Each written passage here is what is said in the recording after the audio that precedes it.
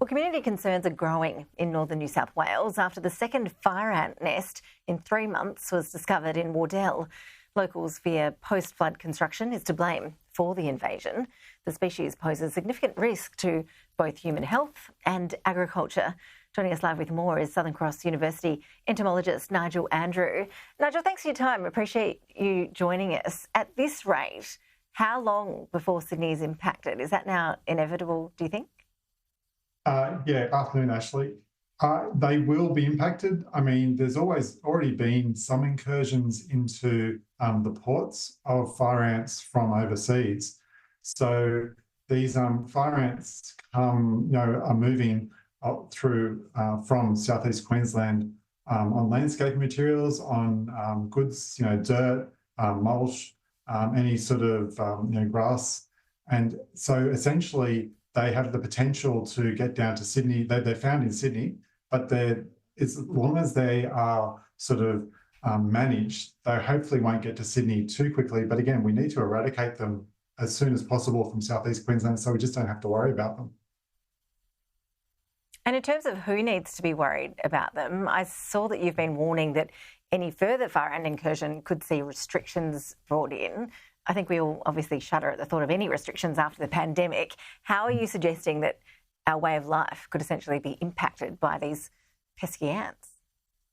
Fire ants are the next level in invasive species. So we know a lot about cane toads. We heard a lot recently about varroa mites. Fire ants are at another level. A lot of us have been stung by Australian ants. They're a nuisance. But fire ants don't just sting as an individual, they come in en masse, so of hundreds and thousands. And so they actually are an extremely aggressive invasive species. So if they essentially are found in your local area and they become sort of set up there, they can decimate a lot of the wildlife. They can take over agriculture. They can kill livestock. They have in the US, where there've been a big problem, particularly in Texas and a lot of the southern states, they know people are killed through anaphylactic shock. Because again, we're not talking about a single sting here. We're talking about a multiple sort of impact by multiple individuals. Gosh, and so even if you don't have the anaphylactic shock, it sounds pretty painful if you get stung by them. Yeah, because what they do is that they come in multiples of tens or hundreds. And so this has it basically causes extreme pain for people. And even if young children, if they're actually stung, it can cause them major problems. It can close sporting fields. It can close events. You can get major problems on just in local environments, dog walking facilities, golf courses. So anywhere there is greenery or agricultural land or any sort of landscaping, this is where fire ants can come in. And we saw in Wardell where a lot of the ants have been brought in through the movement of soils. That soils, mulches.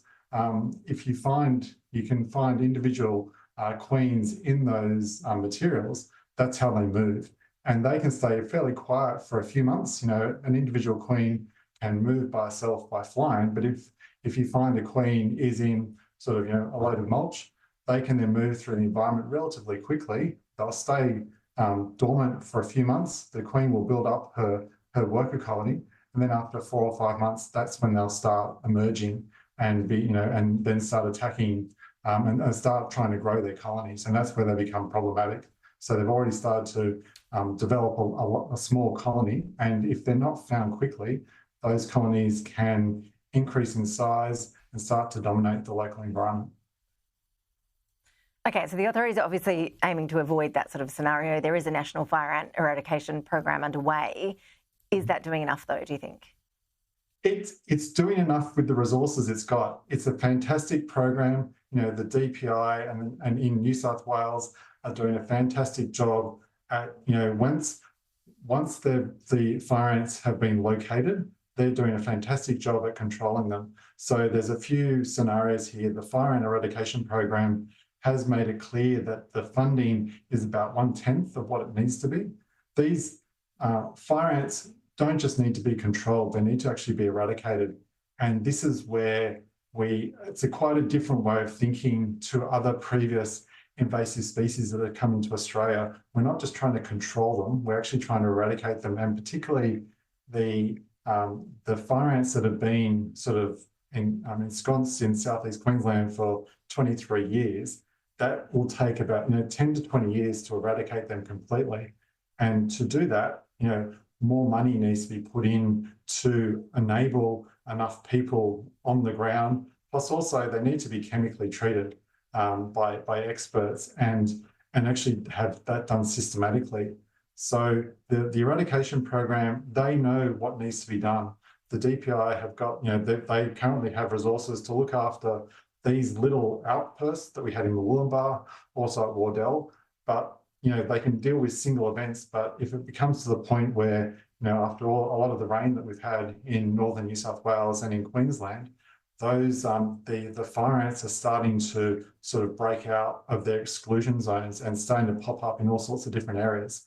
So that's where it becomes problematic. So we really need to invest more money into them essentially at the government level, at the state level and the federal level, to give enough resources to eradicate them over the next 10 to 20 years, or else there's going to be a massive cost to us all, to actually attempt to live with them.